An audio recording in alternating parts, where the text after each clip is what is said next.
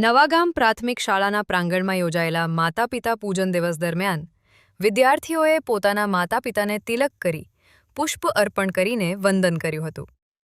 માતૃદેવો ભવ, પિતૃદેવો ભવના સંદેશ સાથે બાળકોએ માતા-પિતા પ્રત્યેની કૃતજ્ઞતા વ્યક્ત કરી.